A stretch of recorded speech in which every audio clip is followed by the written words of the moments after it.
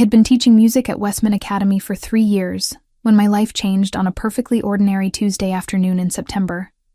The meeting with Mrs. Anderson about her son's progress in violin lessons had run longer than expected, and by the time I stepped out into the sunlight filtering through Boston Common's old elm trees, most of the afternoon crowds had thinned. I clutched my worn leather messenger bag, mentally planning the evening ahead. Grade assignments, prepare tomorrow's lesson on rhythm theory, maybe finally call my college roommate back. The crying reached me before I saw her. A small figure huddled on one of the green benches near the frog pond, her shoulders shaking with the kind of desperate sobs that made my heart clench. She couldn't have been more than 5 years old, wearing a cream-colored dress that looked expensive, tiny patent leather shoes, and clutching a teddy bear that had definitely seen better days. Dark curls fell around her face as she buried it against the bear's worn fur. I glanced around, searching for frantic parents or a nanny, anyone who might be looking for this child. But the paths around us were mostly empty, except for joggers with earbuds and a few tourists consulting maps. Nobody seemed to notice the little girl falling apart on the bench. I've never been good at walking away from children in distress. It's probably why I became a teacher in the first place. "Hey there," I said softly, approaching slowly and crouching to her eye level about 3 feet away. "Are you okay? Are you lost?"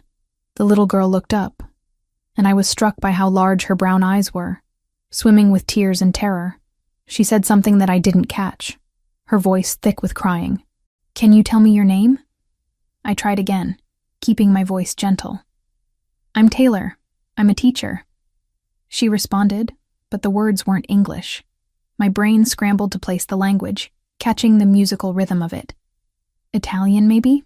My grandmother had spoken it, though I'd been so young when she passed that most of it had faded. "Do you speak English?" I asked, then immediately felt stupid.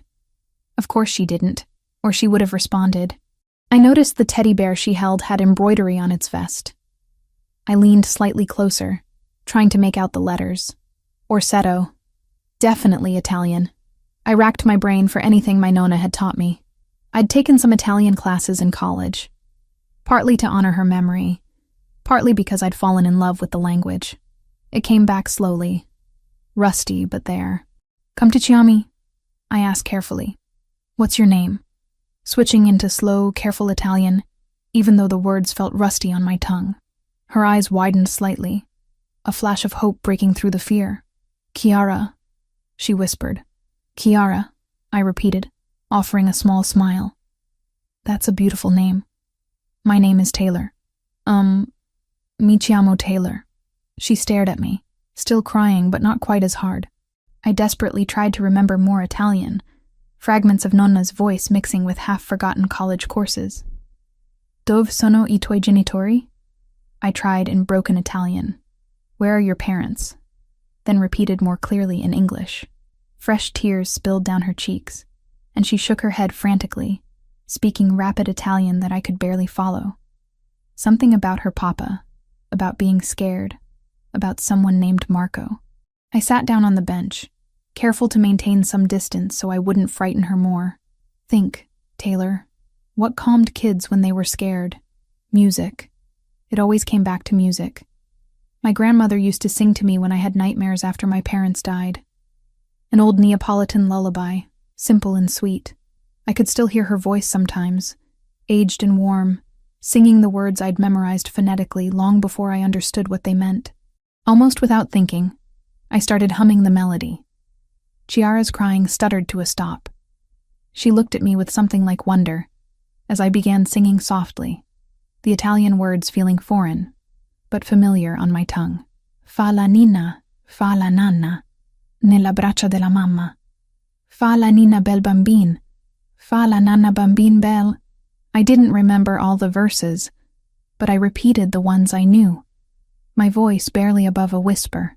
Chiara had gone completely still, her teddy bear forgotten in her lap, those huge brown eyes fixed on my face. "Come, how do you know that song?" she asked in heavily accented English, surprising me. "My grandmother taught me," I said gently. "She was from Italy, near Napoli. My mama sang that song," Chiara whispered. She's gone now," My heart broke for this tiny girl. I'm sorry, sweetheart. That must be very hard. Before either of us could say more, I heard shouting. 3 men in dark clothes appeared on the path, running toward us. They looked professional, almost military in their bearing, and my first instinct was to pull Chiara behind me, but she gasped in relief. Marco! Marco! The first man reached us, dropping to one knee and immediately switching to Italian as he checked Chiara over, his hands gentle but thorough as he examined her for injuries. I caught enough to understand he was asking if she was hurt, if anyone had bothered her. Sto bene, Chiara assured him. She's okay. She pointed at me, launching into rapid Italian. The man, Marco apparently, looked at me with sharp assessment. You found her. Thank you, he said in English, though his accent was thick. You speak Italian? A little. Not much. She was crying and I just wanted to help. She ran from us, he said, and there was genuine distress in his voice. One moment she was there, the next gone. Mr. Marino will want to thank you. I was about to say that wasn't necessary when I heard a new voice, deep and commanding, cutting through the afternoon air like a blade. Where is she? I turned and felt something in my chest tighten. The man walking toward us was tall and broad-shouldered, wearing a charcoal suit that probably cost more than my car. But it wasn't the expensive clothes that made me stare. It was the way he moved, the way the air around him seemed to bend, the way Marco and his colleagues immediately straightened to attention. Dark hair, strong jaw, and eyes that were currently scanning the park with barely controlled panic. Those eyes found Chiara, and something cracked in his expression. Chiara, he breathed, and suddenly he was crossing the remaining distance in 3 long strides, dropping to his knees and pulling her into his arms. Chiara, my darling, don't ever do that again. Don't ever run from Marco like that. His Italian was too fast for me to follow completely, but I understood the tone. Relief, fear, love, all mixing together as he held his daughter and she clung to his neck. Then Chiara was pulling back, talking excitedly, pointing at me. I caught my name, caught the word for song, canzone, and saw the exact moment the man, Mr. Marino, focused on me. He stood slowly, Chiara still in his arms, and I had to tilt my head back to meet his eyes. They were dark brown, nearly black in the late afternoon sun, and the way he looked at me made me feel exposed. You, he said slowly, his English accented but clear. Sang to my daughter? She was upset, I said, trying not to sound defensive. I was just trying to help. What song? Something about the way he asked made me hesitate. An old lullaby. My grandmother taught me. It's Neapolitan, I think. Sing it, he ordered. It wasn't a request. I opened my mouth to refuse, because who was this man to command me like that? But then I saw Chiara watching me hopefully, and I couldn't say no to her. So I sang. Just one verse, feeling ridiculous standing in Boston Common singing an Italian lullaby to a strange man in an expensive suit. The color drained from his face. Completely. One moment he was commanding and intimidating. The next he looked like I'd slapped him. How? He said, and his voice had gone rough. How do you know that song? I told you. My grandmother. Where was she from? Exactly where? I blinked at the intensity. A small town outside Naples. Caserta. Why does it matter? He stared at me like I was a ghost. Chiara tugged on his collar, saying something worried, but he didn't look away. That song, he said quietly, was my wife's favorite. She sang it to Chiara every night. She learned it from her grandmother in Caserta. The coincidence was eerie. My grandmother was from there. Grew up there anyway. It's not that small of a region. Probably lots of people know that song. But his expression said he didn't believe in coincidences. Marco said something in Italian, low and urgent, and Mr. Marino nodded once. Your name, he said to me. Taylor Wells. I am Nicholas Marino. This is my daughter, Chiara. He paused, still studying me with that unsettling intensity. I owe you a debt, Miss Wells. You calmed her when no one else could. It was nothing. Really. I'm just glad she's okay. It was not nothing. He reached into his jacket, pulled out a card and handed it to me. It was thick, expensive paper with just a name and phone number. If you ever need anything, you call that number. I took it because refusing seemed rude. That's not necessary. Nevertheless. He held my gaze for a moment longer, then said something to Marco in Italian that sounded like an order. Marco nodded and pulled out his phone, stepping away slightly. What? I started to ask. But Nicholas Marino had already turned, carrying Chiara toward a black SUV I hadn't noticed before. Chiara waved at me over his shoulder. Grazie, Miss Taylor. I waved back automatically, watching them go. The whole encounter had lasted maybe 10 minutes, but I felt shaken by it in a way I couldn't explain. Marco returned briefly. Mr. Marino wanted to ensure you arrive home safely. May I call you a car? I'm fine. I live nearby. But thank you. He nodded once, professional and polite, then followed his employer. I watched the SUV pull away, turning the heavy card over in my hands. There was something about the way Nicholas Marino had looked at me, like I was a puzzle he needed to solve. I slipped the card into my bag and headed home, trying to shake the feeling that I'd just stumbled into something far more complicated than a lost child in a park. My apartment in Brighton was small and cluttered with sheet music, but it was mine. I made tea, graded half the assignments I'd meant to finish, and kept thinking about dark brown eyes and a little girl who'd stopped crying the moment I sang her mother's song. Just a coincidence, I told myself. Just a strange, sad coincidence. I didn't know then that coincidences like that don't just happen. I didn't know that in 5 days, everything would change. 5 days passed in a blur of lesson plans and student performances before the phone call came. I was in the faculty lounge, microwaving leftover pasta and grading rhythm exercises when my cell rang with an unfamiliar number. Miss Wells? The voice was professional, female, with a crisp accent that suggested expensive education. This is Catherine Reeves from Whitmore & Associates. I'm calling on behalf of a client who wishes to discuss a private tutoring opportunity with you. I almost dropped my phone. I'm sorry. What? A position as a private music instructor. The compensation would be considerable, and the schedule would accommodate your current teaching obligations at Westmont Academy. Would you be available for an interview? Who's the client? Mr. Marino has requested discretion until the interview. I assure you this is a legitimate offer. Would tomorrow at 2 o'clock be suitable? The address is in Beacon Hill. My heart did something complicated. Mr. Marino. Nicholas Marino and his daughter, who'd stopped crying when I sang her mother's song.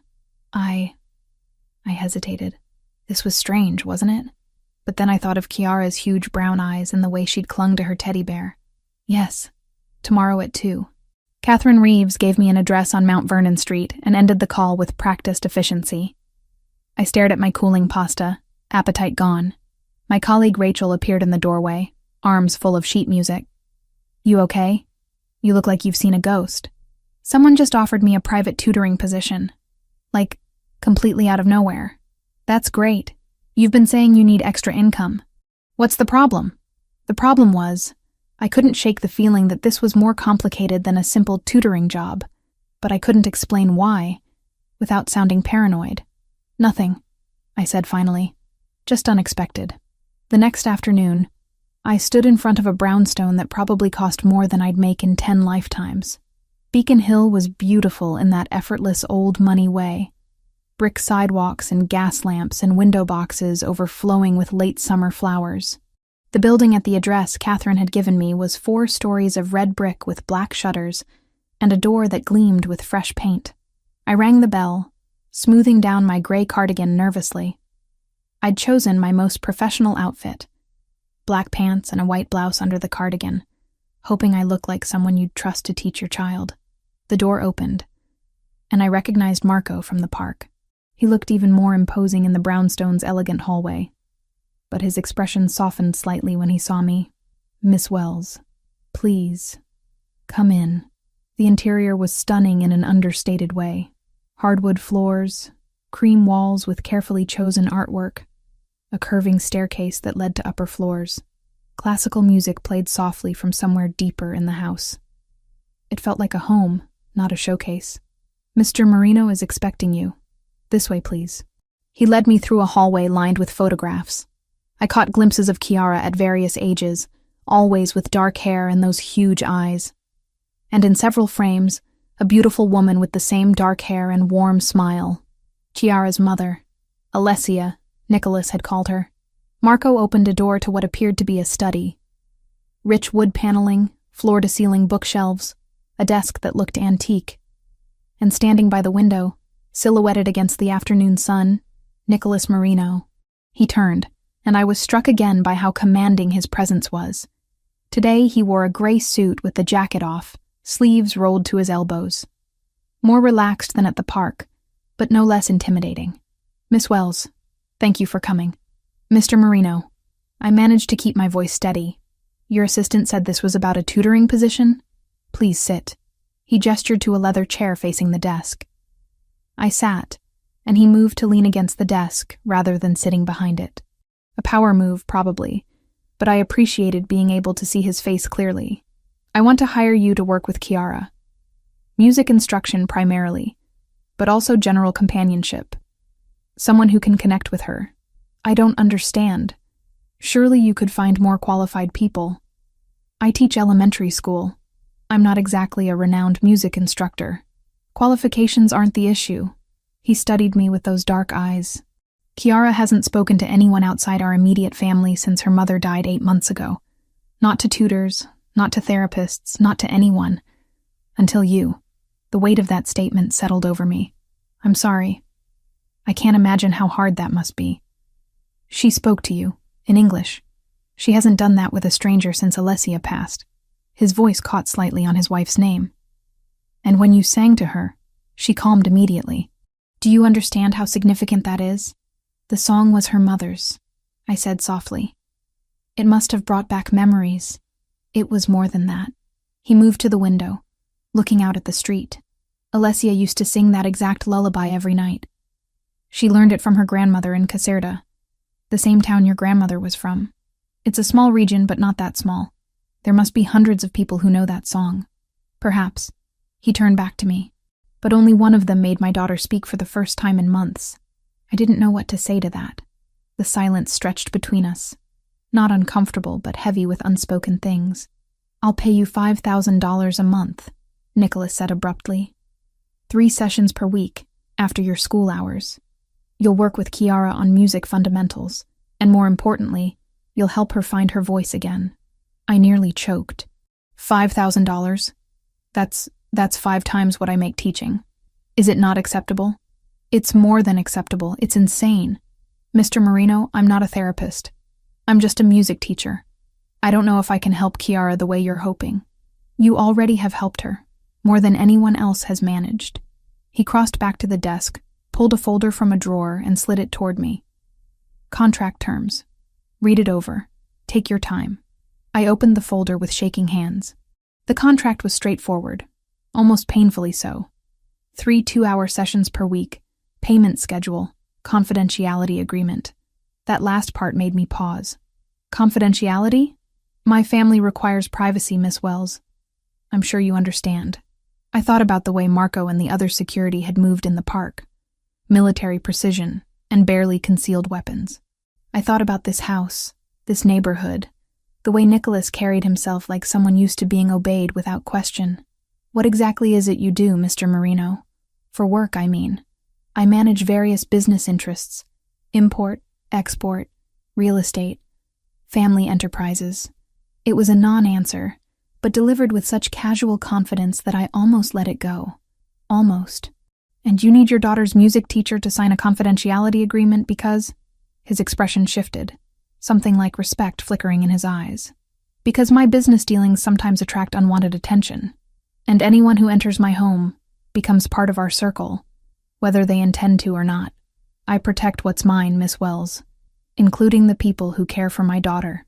It should have sounded threatening. Instead, it sounded like a promise. "Can I meet Chiara before I decide?" "Of course." He moved to the door, spoke briefly to Marco, then returned. "She's finishing her lunch. She'll be down shortly." We waited in silence that felt less awkward now. I found myself studying the room more closely, books in Italian and English, a photograph on the desk of Nicholas and Alessia on their wedding day, both young and radiant.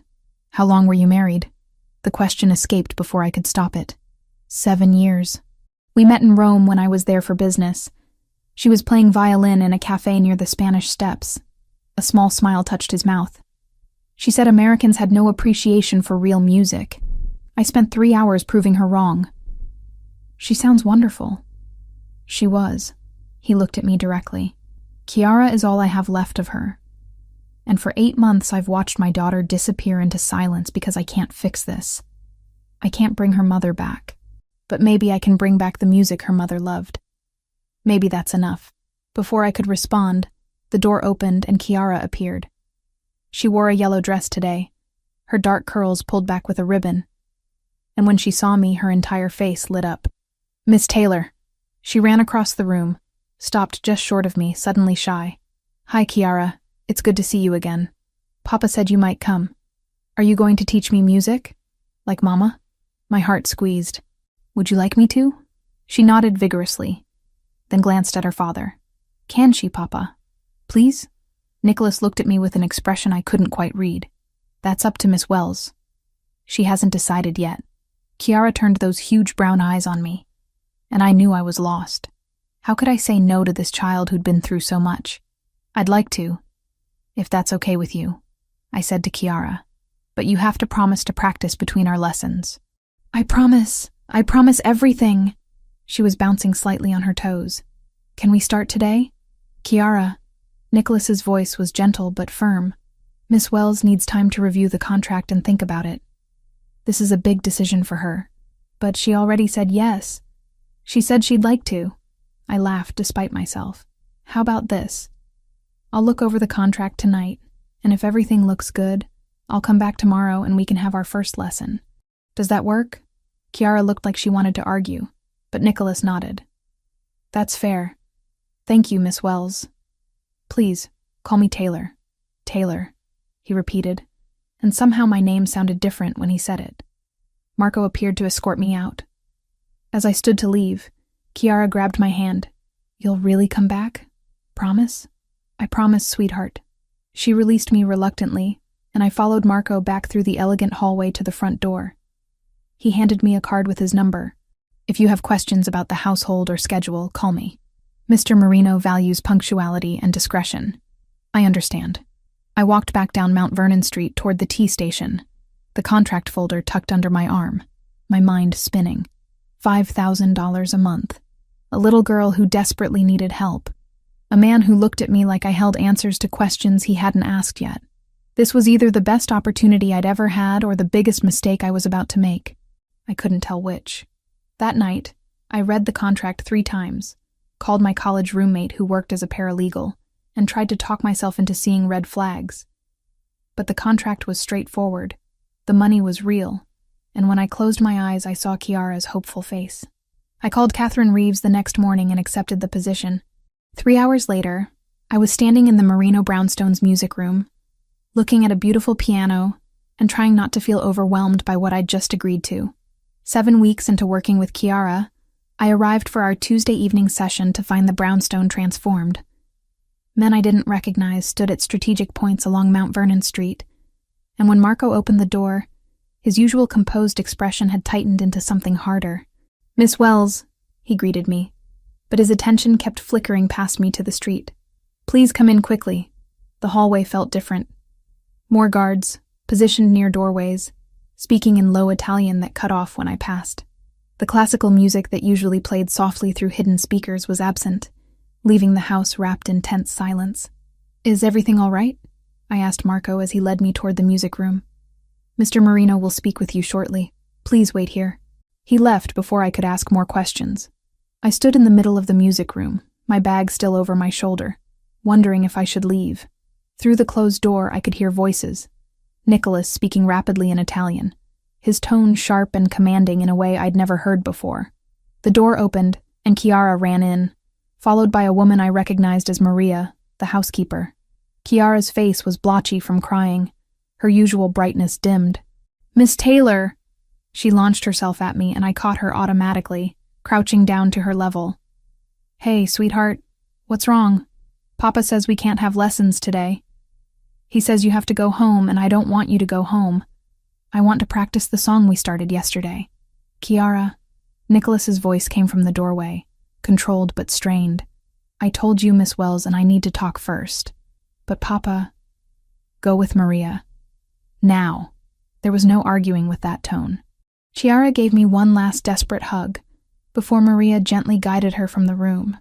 Nicholas closed the door behind them and turned to face me, and I saw the exhaustion carved into his features. I'm sorry, he said. I should have called to cancel. What's happening? Why are there so many guards outside? He moved to the window, looking out at the street with the same vigilance I'd seen in Marco.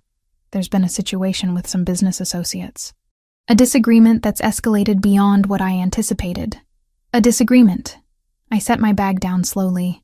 Nicholas, I'm not stupid. This is about more than business associates, isn't it? He looked at me sharply. What do you mean? I mean, I've been coming here for almost 2 months. I've watched the way your security operates. I've heard you speaking Italian on the phone in a way that doesn't sound like legitimate business.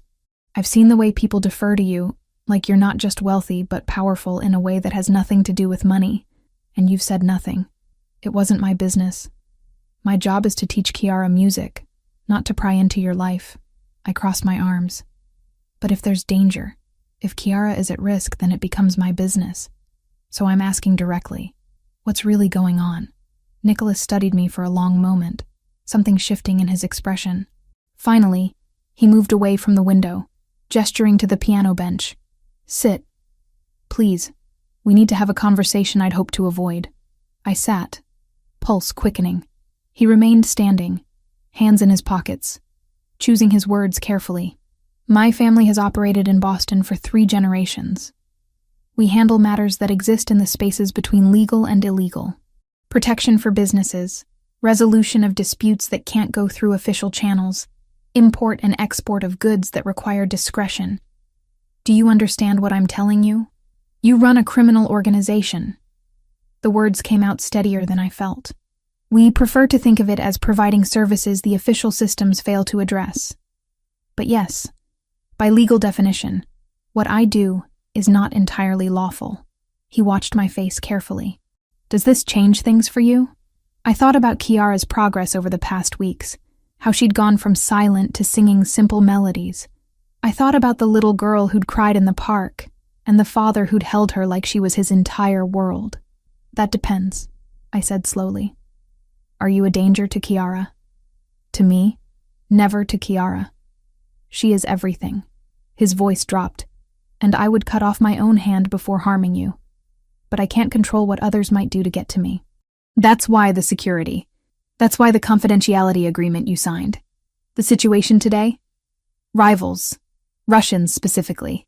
They've been pushing into territory we've held for years, and negotiations have broken down. There was an incident at one of our properties. No one was hurt, but it was a warning. They're escalating. My stomach tightened. And Kiara is the most valuable thing in my life, which makes her a target if they want to hurt me. Raw pain crossed his face. Her mother was killed by a different rival organization. A car accident that wasn't an accident. I've spent 8 months making sure that never happens again, but today reminded me how vulnerable we still are. The weight of that confession settled over us. Alessia hadn't just died. She'd been murdered. Kiara had lost her mother to violence meant for her father. Why tell me this now? I asked quietly. Because you deserve to understand the risk you're taking by being here, by being associated with me and my daughter. He moved closer, close enough that I had to tilt my head back to meet his eyes. I wanted you to have a choice. A real choice, not one based on ignorance. If you walk away now, I'll understand. I'll pay out your contract. You'll never hear from us again.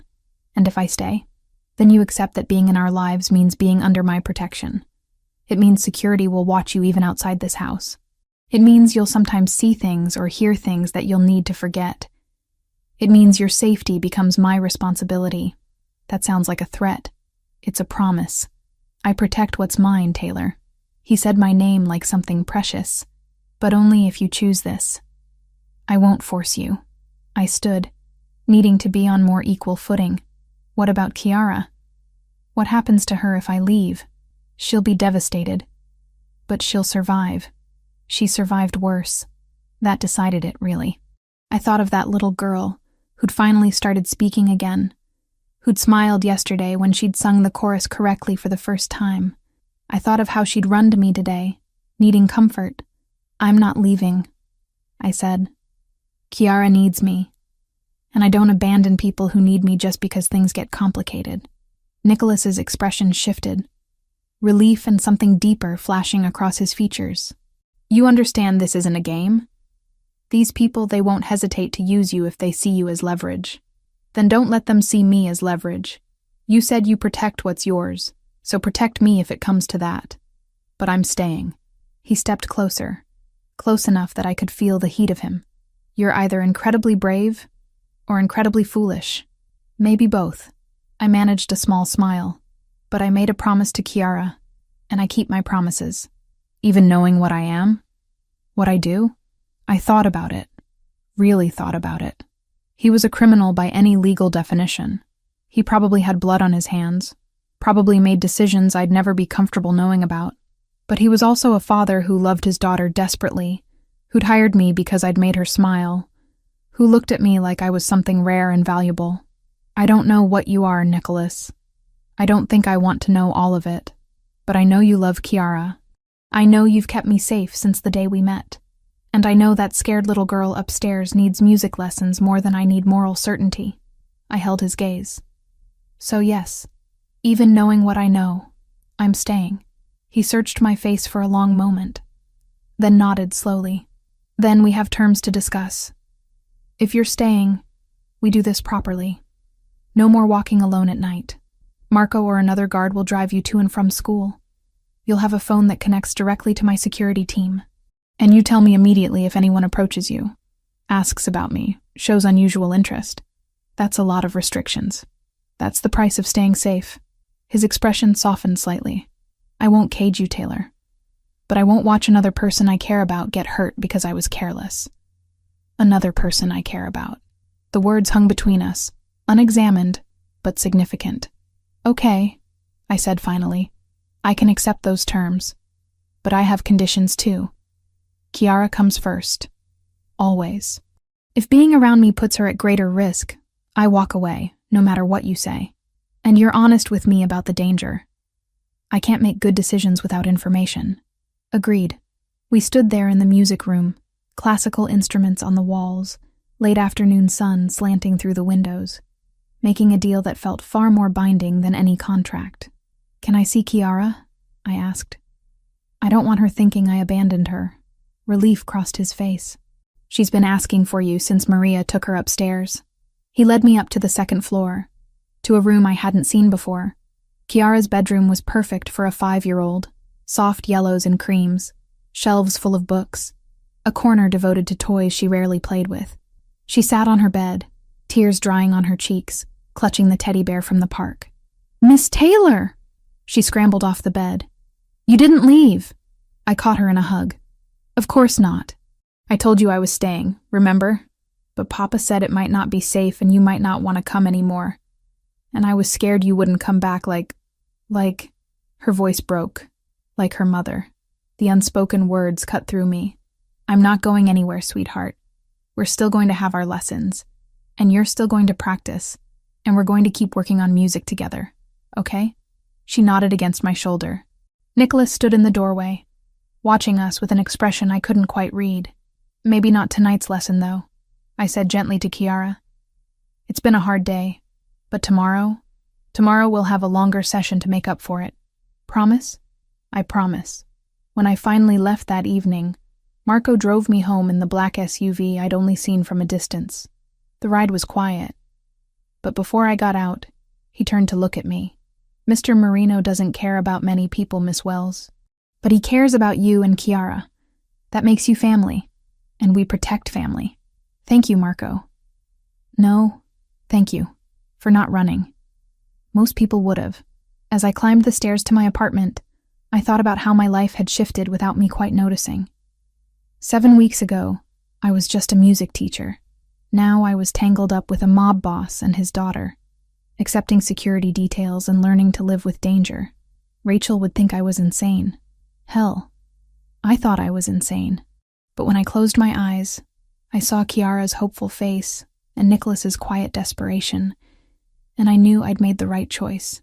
Complicated, dangerous, probably foolish, but right. November arrived with the kind of cold that made Boston feel smaller. Everyone hunched into coats and hurrying between buildings. I'd been working with Kiara for nearly 3 months when she brought up the winter recital during one of our Tuesday sessions. Miss Taylor, my friend Sophie, she goes to music school and they have a big show at Christmas where everyone plays instruments and parents come and there's cookies after. She was carefully pressing piano keys, practicing scales, but her attention was clearly elsewhere. Do you think I could do something like that? My hands stilled over the sheet music I'd been organizing. You want to perform? In front of people? Just a little bit. Just one song, maybe. She looked up at me with those enormous brown eyes. Mama used to play violin at shows. Papa has videos. She looked so happy. The comparison to Alessia twisted something in my chest. That's a beautiful idea, sweetheart. But we'd have to ask your father. He'll say no. The resignation in her voice was heartbreaking. He always says no about going places. She wasn't wrong.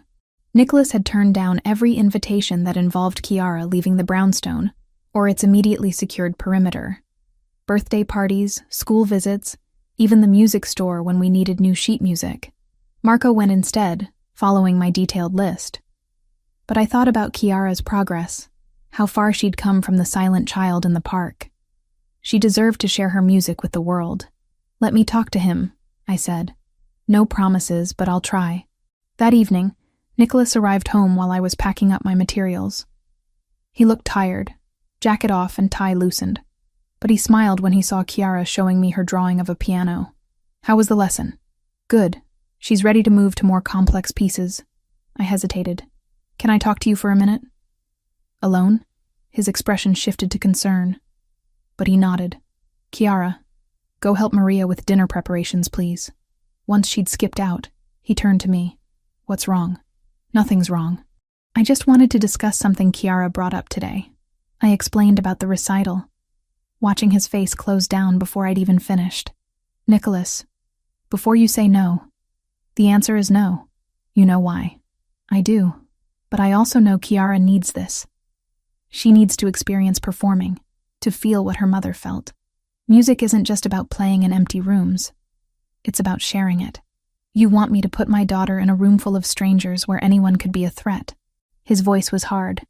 After everything I told you, you're asking me to make her a target. I'm asking you to let her be a child, just for one afternoon. The price of that afternoon could be her life. We stared at each other across the music room, tension thick between us. Finally, I tried a different approach. What if we made it completely secure? Your venue, your security, your rules. Not a public recital at some random school. Something private, controlled. Taylor, just hear me out. What if we did a small performance here, in the brownstone? Invite a handful of people, all thoroughly vetted. Set it up exactly how you need it to be safe, but let Kiara have the experience of playing for an audience. Let her share what she's learned. He was quiet for a long moment, fingers drumming against his thigh. I could see him calculating risks, weighing possibilities. Who would attend? Family, maybe? People you trust. I could invite my colleague Rachel. She's been asking to meet Kiara. Keep it intimate, no more than 20 people. 20 is too many. 15, 10, however many you're comfortable with. I moved closer. Nicholas, she's 5 years old and she spent 8 months locked away from the world because you're terrified of losing her the way you lost Alicia. I understand that fear, but you can't keep her in a bubble forever. I can try. But there was less conviction in his voice now. Please, let me give her this. He looked at me, really looked at me, and something in his expression made my breath catch. You care about her, genuinely. Of course I do. She's an incredible kid. And you're not afraid of what being involved with us means? I'm terrified. But I'm staying anyway. I held his gaze. So let me do my job. Let me help Kiara grow, even if it scares you. Finally, he nodded slowly. Small gathering. Here. Guest list approved by me personally. Marco and his team positioned throughout. And if I sense anything wrong, anything at all, it ends immediately. Deal. Relief flooded through me. Thank you. Don't thank me yet. You're the one who has to plan it. A hint of humor crept into his voice. And deal with Kiara's excitement when she finds out. When I told Kiara the next day, she quite literally jumped up and down, her usual composure forgotten in pure childhood joy. Really? Really, really? Papa said yes? He said yes. But it's going to be small. Just close family and a couple of my friends. And you have to practice extra hard to be ready. I'll practice every day. Twice a day. Miss Taylor, thank you. Thank you, thank you. She threw her arms around me and I hugged her back, looking over her head to see Nicholas watching from the doorway. The next few weeks blurred into intensive preparation. Kiara practiced with a dedication I'd never seen in a child her age. We chose a simple piece, an Italian folk song I'd taught her that would showcase her voice more than complex piano skills.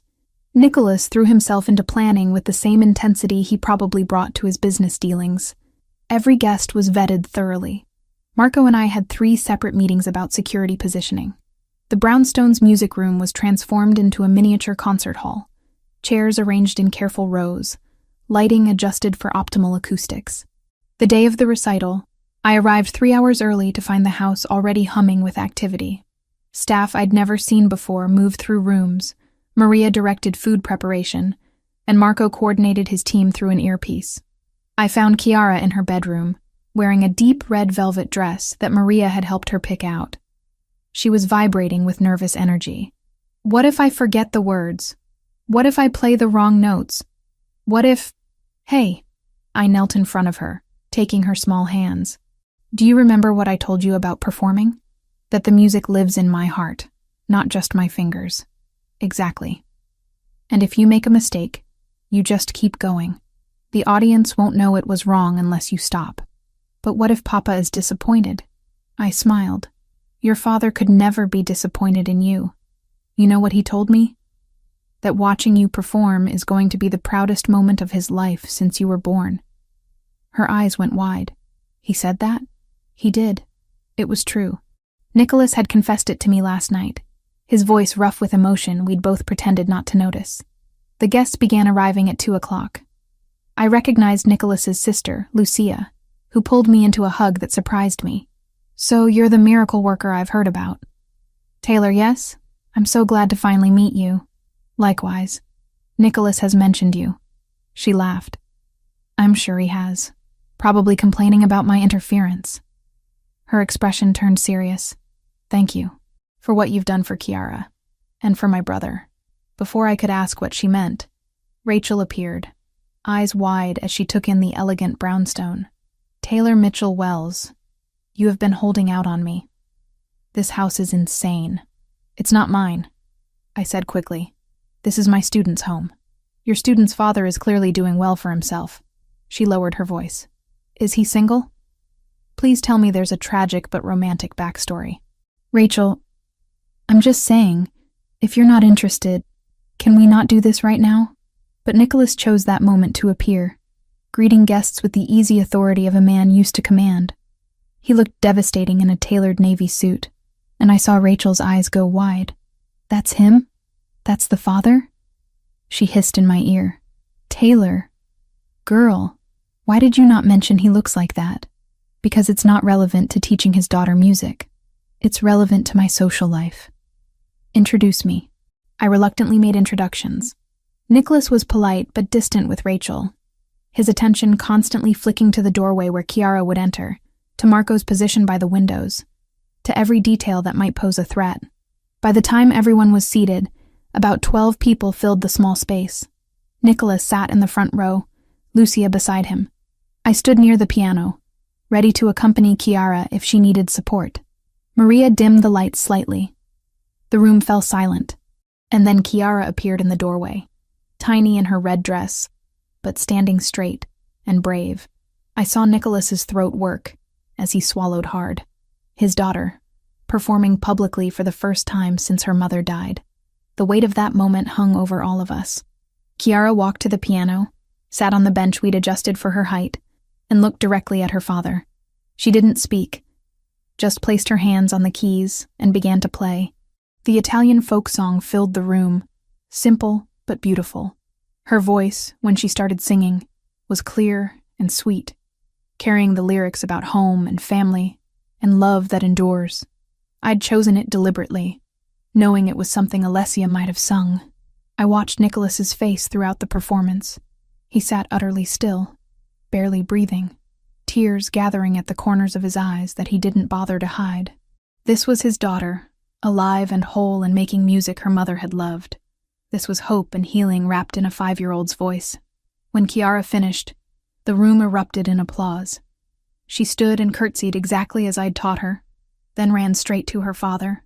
Nicholas caught her, lifting her into his arms and holding her like she was the most precious thing in the world. "You were perfect," he whispered against her hair, voice thick with emotion. "Perfect, tesoro mio." Over Chiara's head, his eyes found mine. The gratitude and something deeper in that look made my chest tight. The rest of the afternoon passed in a blur of compliments for Chiara, desserts that Maria had prepared, and conversation that felt surprisingly normal for a gathering in a mob boss's home. Rachel cornered me at one point. "Okay, so I did some very light stalking of your employer, Rachel, and he's either very good at maintaining privacy or very good at keeping secrets. There's almost nothing about him online except some business registrations and property records. That's weird, right? Or he just values privacy. In this digital age, nobody has that little footprint unless they're working at it." She studied me. "You like him. He's Chiara's father and my employer. That's not what I asked. You like him. I saw the way you two looked at each other during Chiara's performance. I opened my mouth to deny it, then stopped. Because she was right, wasn't she? Sometime between the park and today, between watching him love his daughter and listening to him share his fears, I'd developed feelings that went far beyond professional respect. It's complicated," I said finally. "The best things usually are." Rachel squeezed my hand. "Just be careful, okay? I don't know what his deal is, but I can tell he's got layers. Deep ones." After the guests left and Chiara was in bed, exhausted but happy, Nicholas found me cleaning up the music room. "Leave it. Maria will handle it tomorrow." "I don't mind." I gathered sheet music into neat stacks. Today went well. Chiara was incredible. Because you prepared her. Because you believed in her when I was too afraid to risk it. He moved closer. "I owe you an apology. And thanks that I don't have words for. You don't owe me anything. Seeing Chiara happy is payment enough." "Is it?" He was very close now. Close enough that I could smell his cologne, see the gold flecks in his dark eyes. "Because I think you deserve more than just watching from the sidelines." My pulse quickened. "Nicholas, do you know what my sister said to me today? She said you're the first person since Alessia who's made this house feel like a home again. That when you're here, Chiara glows, and I actually smile. I'm just her music teacher. You're so much more than that." His hand came up to cup my face, thumb brushing my cheekbone. "And if you can't see that, then I've been too careful in hiding how much you've come to mean to us." To me, I should have stepped back. Should have maintained professional boundaries. Should have done anything except lean into his touch and whisper, "What are you saying?" "I'm saying I care about you, Taylor. More than I should. More than is wise. And if that makes you uncomfortable, tell me now, and I'll never mention it again." Instead of answering, I closed the distance between us and kissed him. His response was immediate, arms wrapping around me and pulling me close as the kiss deepened into something that felt inevitable and terrifying and absolutely right. When we finally broke apart, both breathing hard, he rested his forehead against mine. "This is a terrible idea," I whispered. "The worst," he agreed. "I'm still Chiara's teacher, your employee. We'll figure it out." And somehow, standing in that music room where his daughter had just performed, where we'd spent months building something neither of us had planned, I believed we would. January brought Boston's coldest weather, the kind that made the brownstones' warmth feel like sanctuary.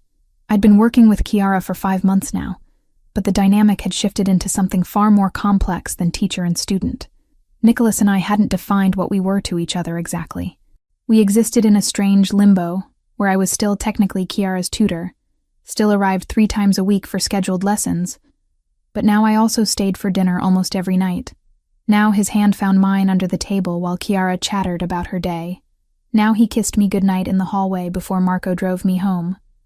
It was complicated and wonderful and terrifying all at once. "You're staying for dinner again, right, Miss Taylor?" Kiara asked as we finished Thursday's lesson. She'd progressed to more challenging pieces, her confidence growing with each session. "If your father doesn't mind." "He never minds." She said it with the casual certainty of a child who'd noticed the way adults looked at each other. "You make him smile more. Like when Mama was alive." The comparison should have felt like pressure. But coming from Kiara, it was simply an observation, stated without malice or expectation. "Your Mama must have been very special." "She was. But you're special too, just different." Kiara tilted her head, studying me. "Papa says different isn't bad. It's just new. And new can be good. Out of the mouths of 5-year-olds. I hugged her gently. "You're pretty wise. You know that? Papa says I get it from Grandma. She was his mama, and she was very smart." That evening, Nicholas suggested increasing my sessions to 5 days a week. We were in his study after Kiara had gone to bed. The door closed, sitting closer together on the leather sofa than we ever did when she was awake. 5 days? Nicholas, I still have my teaching position at Westmont. I know. But you've mentioned wanting to reduce your hours there. And Kiara has made such incredible progress. I thought, maybe more time together would be beneficial. For her. Just for her? I asked, unable to help the smile. His own mouth curved. Perhaps I have selfish motivations as well. Such as? Instead of answering, he pulled me closer, kissing me with the kind of focus that made my thoughts scatter. We'd been careful about physical affection, both aware of the complicated situation. He was still technically my employer. I was still his daughter's teacher, and neither of us wanted to rush into something that might implode spectacularly. But moments like this made careful restraint feel impossible. When we finally broke apart, he kept his arms around me. "I want you here more, not just for lessons, but for mornings and afternoons and evenings. I want Kiara to have you in her life consistently. I want you in my life consistently. That's a lot of want." "I'm aware. Tell me if it's too much." I thought about my cramped apartment in Brighton, about rushing between jobs, about the loneliness I'd grown so accustomed to I'd stopped noticing it. Then I thought about this house, about Kiara's laughter, about Nicholas looking at me like I was something precious. "What would that look like practically?" I asked. "You'd work with Kiara 5 afternoons a week. Mornings you could still teach at Westmont if you want, or use the time for yourself. Dinner here most nights. We'd be together. Officially. People will talk. Your associates. The families you work with. Having your daughter's teacher as your girlfriend isn't exactly conventional. I don't care what people think." He traced patterns on my shoulder. "But I care what you think. What you're comfortable with." What I was comfortable with had expanded dramatically in the past months. 6 months ago, I would never have imagined dating someone whose business dealings existed in legal gray zones. Now I found myself more concerned with whether I could make this relationship work than with the ethics of how Nicholas made his money. "I want to try," I said finally. "The increased schedule, the official relationship, all of it. But we tell Kiara carefully. I don't want her thinking I'm trying to replace her mother. You could never replace Alessia, but you're carving out your own place in our lives, and that's exactly what I want Kiara to understand." We told her the following week, sitting together in the music room where so much of our connection had developed. "Kiara, we need to talk to you about something," Nicholas started, and I saw her eyes go wide with the kind of panic kids get when adults announce family meetings. "Did I do something wrong?" "No, sweetheart, nothing like that." I took her hand. "We just wanted you to know that your papa and I, we care about each other, as more than just teacher and father, and we wanted to make sure you're okay with that." She looked between us, processing. "Like how you care about me. Similar but different," Nicholas said. "The way I cared about your mama. That kind of caring." "Oh." She was quiet for a moment. "So Miss Taylor would be around more?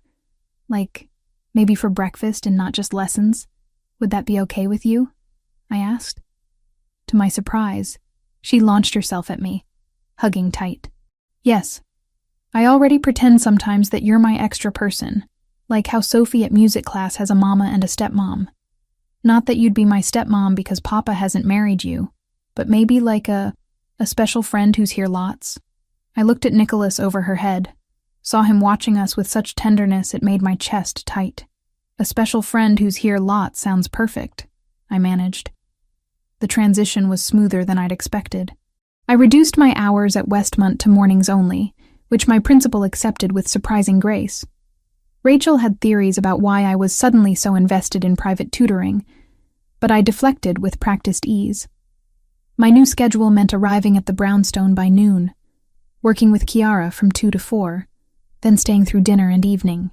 Some nights I stayed later, sitting with Nicholas in his study while he handled business calls in Italian, content to grade papers or read while he worked. It was domestic in a way I'd never experienced.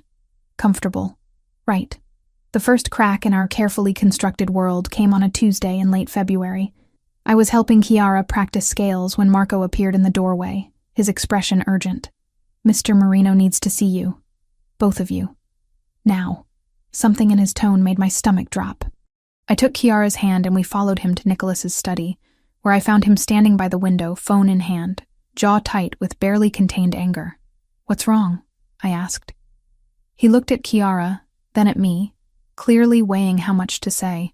There's been a development. The Russians we dealt with before, they've made contact again. They know about you, Taylor.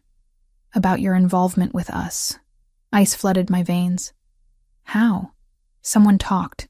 One of the guests from Kiara's recital, probably. Word spreads in our circles. He moved closer. They're using you as leverage, suggesting that if I don't agree to their territorial demands, you might become a target. Oh, God. You're safe, he said immediately, hands gripping my shoulders. I have security on you always. They won't get near you. But I need you to understand the situation has escalated. Kiara tugged on my hand. What does that mean? Is Miss Taylor in trouble? No, Tesoro. Nicholas knelt to her level. Miss Taylor is perfectly safe. Papa just needs to make sure some bad people stay away from our family. You remember what we talked about? About how sometimes Papa has to handle difficult situations? She nodded solemnly. And you always keep us safe. Always. He looked up at me. Can we talk? Privately? After Maria took Kiara to the kitchen for a snack, Nicholas pulled me into his arms. I should have anticipated this. Should have kept you more separate, more protected. You can't predict everything. I can try. His voice was rough. Taylor, I need to ask you something, and I need you to think carefully before answering. My heart pounded. Okay. Would you consider staying here, in the brownstone? Not just for visits, but actually living here. It would be safer, easier to protect you. I have guest suites, you'd have your own space, but you'd be within secured perimeters. It was a massive ask. Moving in together after only months of dating, and not even for romantic reasons, but for security concerns. That's a big step. I know. And if you say no, I'll respect it. But I'd sleep better knowing you were here, knowing my security could watch you properly. His eyes searched mine. This isn't about control or possession. It's about not losing someone else I care about. The vulnerability in that confession decided me. Let me think about it. Not because I don't want to, but because I need to process what it means. For my job, my independence, my life. Of course. Take all the time you need. That night, Marco drove me home, and I found myself really looking at my apartment for the first time in weeks. It was small and shabby, filled with secondhand furniture and evidence of a life lived on a budget. I'd been happy here once, but now it just felt lonely. I called Rachel. I need advice, and I need you not to judge me. This should be good. Hit me. I explained everything. The relationship with Nicholas, the security concerns, his request that I move into the brownstone. Rachel was quiet for a long moment. Okay. So, setting aside the fact that your boyfriend is apparently connected to organized crime, which we'll definitely circle back to. Let's focus on the practical. Do you love him? Did I? I thought about Nicholas's rare smiles, the way he was with Kiara, how safe I felt in his presence despite knowing he was dangerous. I think I might. And Kiara? How do you feel about potentially becoming a more permanent part of her life? I love her. Completely. She's an amazing kid. Then honestly, maybe you should do it. Life's short, Taylor. And if you found people who make you happy, who cares if the situation is unconventional? She paused. But I swear to God, if this goes bad and you need an escape plan, you call me immediately. Deal. 3 days later, I told Nicholas I'd move in. His relief was palpable. You're sure? I'm terrified and probably making a terrible decision, but yes, I'm sure. He kissed me, soft and grateful. I'll make sure you never regret this. The move itself was simple, because I had so little worth bringing. My books, clothes, a few sentimental items from my grandmother. Everything fit into boxes that Marco and another guard transported in a single afternoon. Nicholas gave me a suite on the second floor, across from Kiara's room. It had a bedroom, sitting area, and private bathroom, decorated in soft creams and blues. My own sanctuary within his fortress. If you want to change anything, redecorate, anything at all, just tell Maria, he said as I unpacked. I want you to feel at home here. It's perfect. And it was. More space than my entire apartment, furnished with care, positioned close to Kiara but offering privacy. That first night, after Kiara was asleep, Nicholas knocked softly on my door. Can I come in? I opened it to find him holding 2 glasses of wine. We sat on the small sofa, close together, and he raised his glass. To new beginnings. To figuring this out as we go, I countered. We clinked glasses and drank, and when he kissed me goodnight at my door, it felt different, more permanent, like we were building something that might actually last. The next morning, Kiara found me making coffee in the kitchen and squealed with delight. You're here for breakfast. This is the best day ever. And watching her joy, feeling Nicholas's arm wrap around my waist from behind, I thought maybe Rachel was right. Maybe unconventional didn't mean wrong. Maybe this strange, complicated family we were building was exactly what all 3 of us needed. March brought the kind of weather that couldn't decide between winter and spring. Boston caught in limbo between seasons.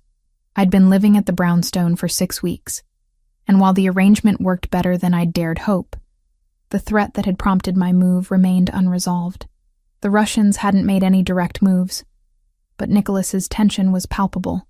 He spent longer hours in his study, conversations in rapid Italian bleeding through closed doors. Marco and the security team maintained constant vigilance, their presence a reminder that our carefully constructed peace was fragile. I was working with Kiara on a new piece when Marco appeared in the doorway, expression more urgent than usual. Miss Wells, Mr. Marino needs to see you immediately. Maria will stay with Kiara.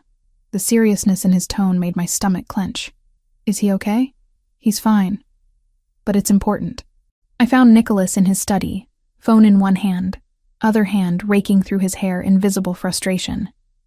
When he saw me, he ended the call abruptly. Close the door. I did, pulse racing. What happened? The situation with the Yamaguchi family has escalated. They've made it clear they're not backing down from their territorial demands, and they've started moving on businesses under my protection. He moved to the window, jaw tight. There's going to be a confrontation, soon, and I need to ensure you and Kiara are completely secure when it happens. How bad is it? Bad enough that I'm considering options I'd hoped to avoid. He turned to face me.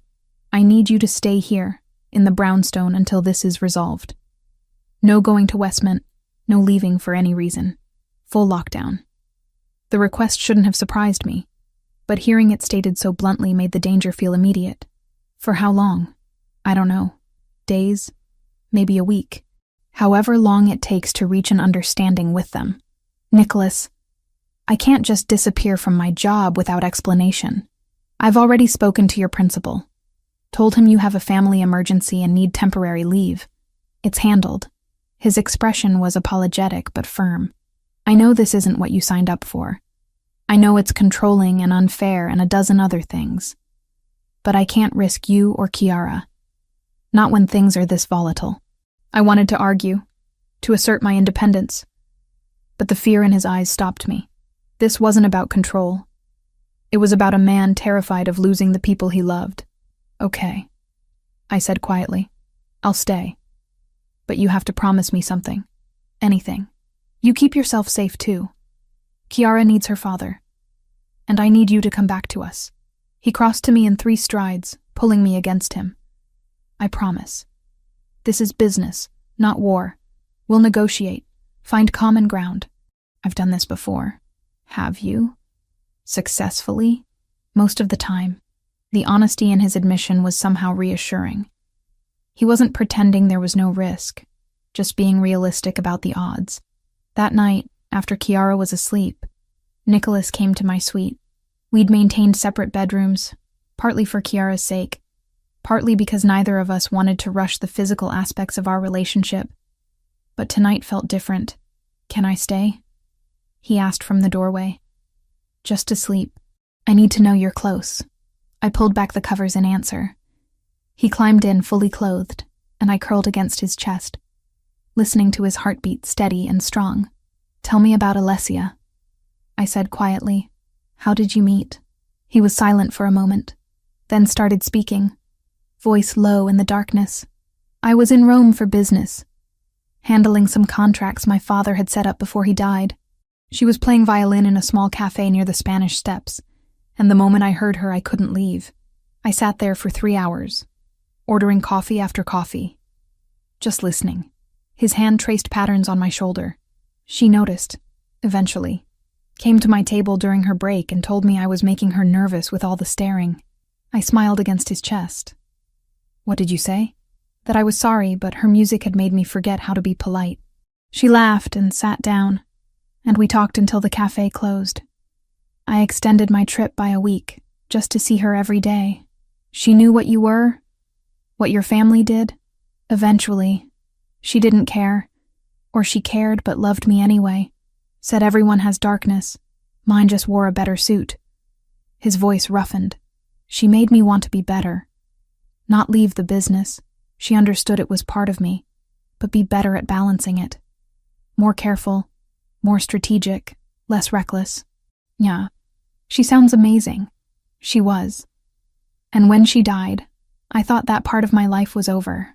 The part where I could be happy, have a home instead of just a house. He tilted my chin up to look at me. Then you walked into our lives singing her favorite song, and Kiara smiled for the first time in months. And I started thinking maybe there was room for happiness again. Different happiness, but real. I'm not trying to replace her. I know.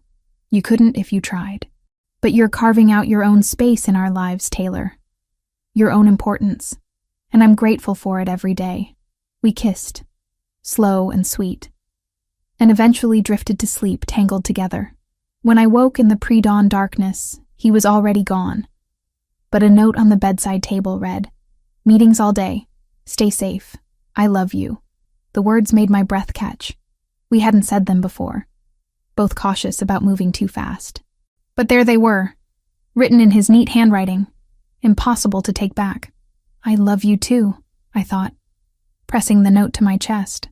The lockdown lasted 5 days. That felt like 5 weeks. Kiara sensed the tension, becoming clingy and asking repeatedly when she could go back to the park.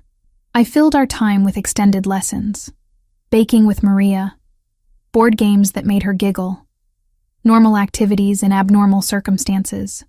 Nicholas came and went at odd hours, always with Marco or other security, always looking more exhausted. He'd update me briefly, conversations held in low tones after Kiara was asleep.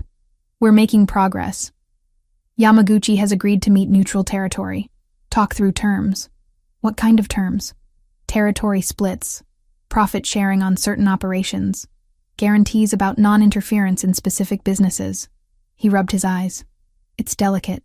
They want concessions I'm not eager to give, but the alternative is actual violence, and I won't risk that. Not with you and Kiara in my life now. On the 6th day, he came home at a reasonable hour for the first time all week, and the tension in his shoulders had eased. It's done. We reached an agreement. Relief flooded through me. What kind of agreement? The kind where everyone gives up something they'd rather keep, but avoids bloodshed. Yamaguchi gets control of certain operations in Southie that were contentious. I keep primary control of the North End and Beacon Hill. We establish neutral zones where neither organization operates without mutual agreement. He pulled me into his arms. And most importantly, family is explicitly off limits. No targeting loved ones, no using children or partners as leverage. They agreed to that? Once I made it clear that any violation would mean total war, yes. The Yamaguchi patriarch has grandchildren he adores. He understood the terms. So it's really over? This particular conflict, yes. There will be others, there always are. But for now we have peace. He cupped my face. You can go back to your normal life. Well, as normal as life with me gets. That night, Kiara was ecstatic to learn she could return to the park soon, could go places beyond the brownstone's walls. At dinner, she chattered excitedly about everything she wanted to do, and Nicholas watched her with such profound relief that my chest ached. After we put her to bed, he led me back to his study and poured 2 glasses of wine. I need to ask you something, and I need you to think carefully before answering. My pulse quickened. You're scaring me. Don't be scared. Just hear me out. He set down his glass, took both my hands. These past 5 days, watching you take care of Kiara while I dealt with business, coming home to find you both safe, having you in my bed at night, it made me realize something. What? That this arrangement, you living here but maintaining separation, keeping things undefined, it's not what I want anymore. He met my eyes. I want you permanently. Not as Kiara's tutor who happens to be here, not as my girlfriend with her own suite. I want you as my partner, completely integrated into our lives. Nicholas, I'm not asking you to marry me. Not yet, though God knows I'm thinking about it. I'm just asking you to consider making this real. Moving your things into my room. Being with us not out of security necessity, but because it's where you want to be. Being Kiara's, I don't know what to call it. She loves you. And I love you. I want that to be official. The vulnerability in his eyes, the hope mixed with fear of rejection, made my decision easy. Yes. Yes? Yes to all of it. Moving into your room, being part of your family, making this real. I squeezed his hands. I love you too. Both of you. And I stopped thinking of this as temporary weeks ago. The kiss he gave me was desperate and grateful, and full of promise. When we finally broke apart, both breathless, he rested his forehead against mine. I don't deserve you. Probably not, I teased. But you're stuck with me anyway. That night, for the first time, I slept in his bed in his room, surrounded by his things. And when Kiara found us at breakfast the next morning, she simply climbed into my lap like it was the most natural thing in the world. Are you staying in Papa's room now? She asked, munching cereal. Is that okay with you? Nicholas asked her carefully. She considered it seriously, then nodded. Miss Taylor belongs here, with us. Right where we can keep her, out of the mouths of children. I hugged her close, catching Nicholas's eye over her head. He mouthed, I love you. And I mouthed it back, and for the first time in longer than I could remember, I felt completely at home. April brought the kind of spring that made Boston come alive again, trees budding along Mount Vernon Street, and the brownstones garden showing signs of renewal. I'd officially quit my position at Westman Academy, dedicating myself entirely to Kiara and to building this unexpected family. One afternoon, while Kiara practiced scales in the music room, Nicholas found me reading in the library. He closed the door behind him, expression uncharacteristically nervous. I need to take you somewhere, just the 2 of us. Kiara will stay with Maria and Lucia for the afternoon. Where are we going? You'll see. Trust me? An hour later, we were driving through narrow streets in the North End. Marco at the wheel, another security vehicle following at a discreet distance. We pulled up outside a small Italian restaurant I'd never noticed before. The kind of place that looked family-owned and generations old. Inside, an elderly man greeted Nicholas with warmth, speaking rapid Italian and embracing him. Nicholas responded in kind, then turned to me. Taylor, this is Salvatore. He was my father's closest friend. Sal, this is Taylor Wells. Salvatore studied me with sharp eyes that missed nothing, then smiled. So this is the woman who has made my godson human again. Come, sit. He led us to a private dining room in the back, away from the few other lunch patrons. The table was already set for 3, wine breathing in a carafe. Sal insisted on meeting you, Nicholas explained as we sat. He's important to me. Like family. More than like, Salvatore corrected, pouring wine. Nicholas has been my nephew in all but blood since his father passed. And when he tells me he's found someone who has brought light back to his life and to little Chiara, I must meet this miracle worker.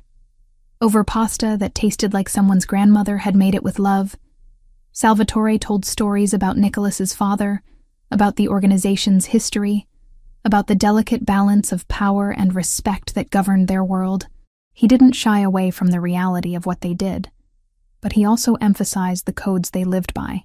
We are not monsters, he said, refilling my wine glass. We are men who operate in the shadows because the light has failed so many. Protection for businesses the police ignore. Justice for families the courts abandon. It is not legal, but it is necessary. I understand that, I said carefully. Or I'm trying to. She accepts me, Nicholas said quietly. Knows what I am, what I do, and stays anyway. Salvatore nodded approvingly. That is love. Real love, not the fairy tale kind. The kind that sees darkness and chooses light anyway. He looked at me directly. Do you love my nephew, Miss Wells? I do. And you understand that loving him means accepting protection you may not want, danger you didn't choose, complications that will touch every part of your life? I understand. And I'm staying anyway. Good. He raised his glass. Then you have my blessing. For whatever that's worth to you. After lunch, as we walked back to the car, I asked Nicholas, why did you want me to meet him? Because he's the closest thing I have to family besides Lucia. And because I'm going to ask you something important, and I wanted his approval first. Old-fashioned, I know. But it matters to me. My pulse quickened. What are you going to ask me? Instead of answering, he led me to a small park overlooking the harbor. Spring flowers bloomed in careful beds, and the water sparkled in afternoon sun. We sat on a bench, Marco and the security team maintaining careful distance. A year ago, almost to the day, you sang to my daughter in Boston Common and changed everything. Nicholas began. You brought music back into her life. You brought light back into mine. And somewhere along the way, this stopped being about Chiara's therapy and started being about building a family. Nicholas, let me finish. He took my hands, his own trembling slightly. I know we've only been together a short time. I know the circumstances are complicated and unconventional, but I also know that I love you, more than I thought I could love anyone after Alessia, and I know that Chiara loves you, talks about you like you're already her mother. Tears pricked my eyes.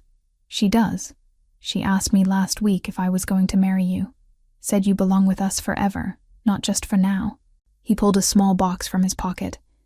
So I'm asking, will you marry me, Taylor? Will you be my wife? Chiara's stepmother, part of this strange family we're building together? The ring was beautiful, simple elegance with a single diamond that caught the light. But more beautiful was the hope in his eyes, the vulnerability of a powerful man laying his heart bare. Yes, I whispered. Yes to all of it. He slipped the ring on my finger, and when we kissed, I heard Marco and the other guards applauding from their positions. Nicholas laughed against my lips, then pulled back to look at the ring on my hand. It was Alessia's. She told me before she died that if I ever found someone else, someone who loved Chiara as much as she did, I should give them this ring, that she wanted it to represent continuity, not replacement. The significance of that made my throat tight. I'll treasure it. I know you will. We told Chiara that evening, the 3 of us sitting together in the music room that had become the heart of our family. So Miss Taylor is going to be my new mama? Chiara asked, processing the information with 5-year-old directness. Not instead of your first mama, I clarified quickly. She'll always be your mama, always be part of you. But I'd like to be here too, if that's okay. Another person who loves you. Like how I have Nona's teddy bear, but also the new stuffed bunny you gave me. Both special, just different. The comparison was so perfectly childlike that I had to smile through tears. Exactly like that. Then yes, I want you to be my family for real. She climbed into my lap. Can I be in the wedding? I want to wear a pretty dress and hold flowers. Nicholas laughed, the sound rich with joy. You can absolutely be in the wedding. The most important person there besides Taylor. The next few weeks passed in a blur of wedding planning. We kept it simple, just immediate family and close friends. Lucia insisted on helping with arrangements, dragging me to boutiques to find the perfect dress. I chose something elegant but understated, ivory silk that felt timeless. Rachel, when I told her about the engagement, shrieked so loud I had to hold the phone away from my ear. You're marrying the mob boss? The hot, rich, dangerous mob boss with the adorable daughter? His name is Nicholas, and yes, this is the most dramatic thing that's ever happened to anyone I know. I'm so proud of you. Also terrified for you, but mostly proud. We set the date for June, a small ceremony in the Brownstones' garden with just 30 guests. Chiara practiced her flower girl duties with the seriousness of someone preparing for Carnegie Hall, and watching her prepare filled me with such love I could barely breathe. The night before the wedding, Nicholas found me on the balcony outside our bedroom, looking at the garden where we'd exchange vows tomorrow. Having doubts? He asked, wrapping his arms around me from behind. Not even a little. You? Only about whether I deserve you. But I'm selfish enough not to care. He turned me to face him. Thank you for taking a chance on us. On me. I know this life isn't what you imagined. No, I agreed. It's better. Stranger and more complicated, but better. We stood there in the spring night. Music from Chiara's playlist drifting up from the music room where she was having one last practice session. And I thought about the journey from that September afternoon in the park to here. I'd started out as just a music teacher helping a traumatized child. Somewhere along the way, I'd become something more. Partner, mother figure, wife-to-be. The family I'd built with Nicholas and Chiara wasn't conventional, wasn't safe in any traditional sense. But it was ours, and that was more than I'd ever hoped to find. The next morning, as Lucia helped me into my wedding dress, and Chiara danced around in her flower girl outfit, I heard Nicholas's voice downstairs welcoming guests, our strange, complicated family gathering to witness this next chapter. It was perfect. All of it. The music, the people, the life we were choosing together despite the odds. And when I walked down the makeshift aisle in the garden, when I saw Nicholas waiting with Chiara at his side, both looking at me like I was everything they'd hoped for, I knew I'd made the right choice. Not the safe choice. Not the conventional choice, but absolutely, unquestionably, the right one. June arrived with warmth that made the Brownstones' garden perfect for the wedding we'd planned. 3 weeks after our wedding, Nicholas suggested a trip, just the three of us, to Italy. A proper honeymoon, delayed so Chiara could come with us. I want to show you both where Alessia came from, he explained, where my own family originated, the places that made us who we are. We flew into Naples in early September, the heat of summer just beginning to fade. Chiara was beside herself with excitement, pressing her face to the airplane window and chattering in a mix of English and Italian that made Nicholas laugh. The first few days were spent in the city itself, eating food that made even Maria's cooking seem pedestrian, visiting museums and churches that left Chiara awestruck. Nicholas took us to the neighborhood where his grandparents had lived before immigrating to Boston, showing us the narrow streets and old buildings with quiet pride. My father used to tell me stories about playing in these alleys, he said, holding Chiara's hand as we walked. About the community, the way everyone looked out for each other. That's what he tried to recreate in Boston. That sense of family loyalty. On our 4th day, we drove to Caserta, the small town where both my grandmother and Alessia's had been born. The coincidence still felt impossible. 2 women from the same region ending up connected through Nicholas and me. We found the church where Alessia's grandmother had been baptized, the market square where my own grandma had played as a child. Nicholas was quiet as we explored, but I could see emotion working through him.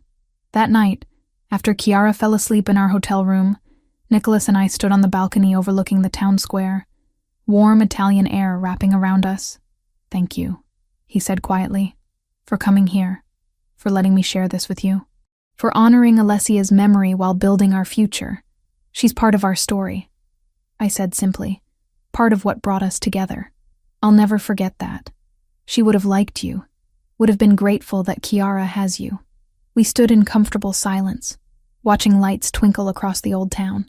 Tomorrow we'd continue to Rome, then Florence, showing Chiara the art and architecture her mother had loved. But tonight was for reflection, for honoring the past while embracing the future. The final night of our trip, in a small hotel in Naples before our morning flight home, Nicholas had arranged something special. A private performance by a local violinist in the hotel's courtyard, playing the same songs Alessia used to perform. Chiara sat between us, entranced by the music, and when the violinist played the lullaby that had started everything, she reached for my hand. "Mama Alessia's song," she whispered, "and yours now too." The blending of past and present, the way Chiara had learned to hold both her mothers in her heart without conflict, made my chest tight with gratitude. When we returned to Boston in mid-September, 1 year almost to the day from that first meeting in the park, I felt like we'd come full circle. The brownstone welcomed us home, Marco greeting us at the door with his usual professional warmth. "Everything was quiet while you were gone," he reported. "Business as usual." December brought Chiara's 3rd annual winter recital, this one significantly larger than the first. She'd progressed so much in the past year, her confidence transforming her into a genuine performer. We held it at a small concert hall Nicholas had connections with, still controlled and secured, but allowing Chiara to experience a real stage. I watched from backstage as she walked out in her emerald green dress, no longer the silent child from the park, but a vibrant 6-year-old ready to share her music with the world. She played a complex piece we'd worked on for months, her small hands moving across the keys with precision that made me absurdly proud. Nicholas sat in the front row, Lucia beside him, both watching with undisguised emotion. When Chiara finished and took her bow, the applause was thunderous. Afterward, as people congratulated her and she glowed with accomplishment, Nicholas pulled me aside. "You did this. You brought her back to life, gave her this gift. We did this. Together. As a family." That word, family, had come to mean something different than I'd ever expected. Not the traditional structure I'd imagined as a child, but something built from loss and hope and music and love, something forged in complexity and strengthened by choice. Driving home that night, Chiara asleep in the back seat, Nicholas reached for my hand. "Happy?" he asked. I thought about everything that had changed in 15 months. The music teacher who'd helped a crying child had become a wife, a mother, part of a world she'd never imagined entering. I'd found family in the most unlikely place, love in circumstances that should have been impossible. "Yes," I said simply, "incredibly happy." And it was true. This strange, complicated, beautiful life we'd built together. It was exactly what I'd needed without knowing I was searching for it. The story that started with a lullaby in a park had evolved into something far greater, a family rebuilt from pieces, stronger for the breaking. A love that grew in shadows, but bloomed into light. A child who learned that losing her mother didn't mean losing the capacity to love and be loved again. As we pulled up to the brownstone, lights glowing warm through the windows, Marco already opening the door to welcome us home, I realized this was what healing looked like. Not forgetting the past, but weaving it into a future that honored both what was lost and what was found. Chiara stirred as Nicholas lifted her from the car, murmuring sleepily about her performance. I followed them inside, this man and child who'd become my everything, and closed the door on the cold December night. Home, family, music, love. It was more than I'd dreamed of that September afternoon when I'd simply wanted to help a lost child. It was everything I hadn't known I was looking for, delivered in the most unexpected package. And standing in the warmth of the brownstone, watching Nicholas carry our daughter upstairs while humming the lullaby that had brought us together, I knew I wouldn't change a single moment of the journey that had led us here.